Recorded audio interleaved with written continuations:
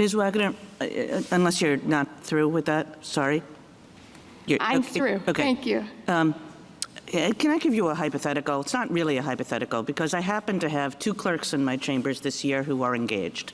So in looking at this case and preparing this case, I looked at their websites. And so the hypothetical is about, like, I'm going to call it the standard website. They both have their names on it, the date of the wedding, a picture of the couple. Then there are a bunch of places that you can click to. And one is the schedule of events, and the other is travel and hotel arrangements, and another is favorite things to do in town while you're here, and another is registry. So that's what most websites look like, yeah? And they're not particularly ideological, and they're not particularly religious, they're not particularly anything, all right? And then there's a tagline, just like the tagline in this case, about sort of who created the website or whose graphics and design and typefaces and so forth were used in the website. And so one of them says, I'm going to substitute a woman's name just to not advertise, but one of them says, made with love by Amber, right? Mm-hmm. It's actually bigger than the 303 tagline. So I guess what I want to know is, suppose Amber wakes up tomorrow morning and says, you know what, I don't want to do those websites anymore for same-sex couples. Could she do that?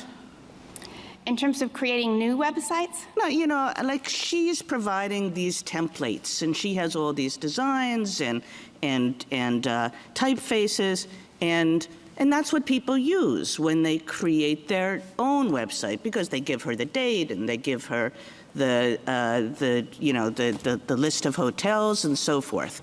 So can Amber wake up and just say, no more gay couples?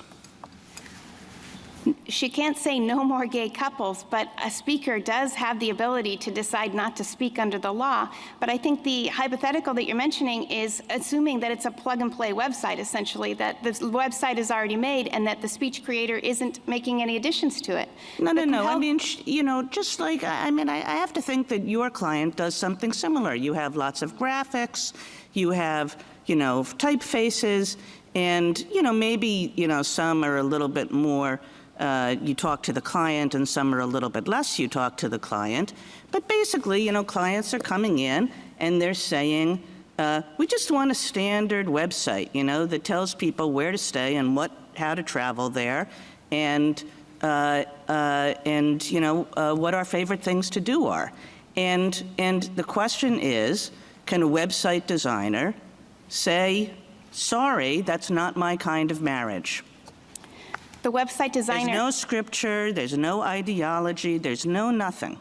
There is ideology, and this court has already recognized that there is ideology and different views on marriage, and the court's promise in Obergefell is to protect those who would believe marriage is between a man and a woman from having to express a view that violates their conscience. But so I think that, if I understand you, you're saying, yes, she can refuse, because there's ideology just in the fact that it's Mike and Harry and there's a picture of these 2 guys together.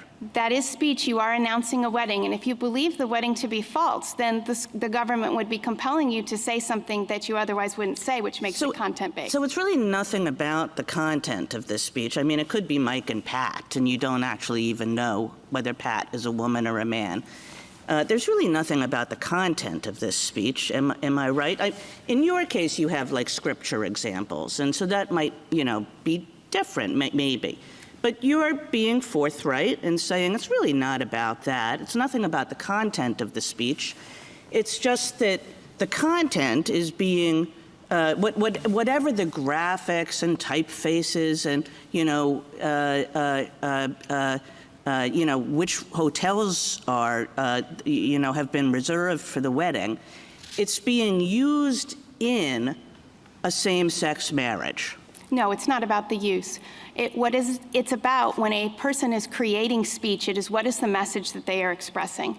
The Hurley framework asked this court to first look at, is there speech? And there clearly is. Words, graphics, text, videos, pictures, that's speech, and it's generally protected. The second is to ask, is the speaker's message affected? And when you're requiring a speaker to create a message to celebrate something that they believe to be false, you're compelling their speech and it's affecting their message.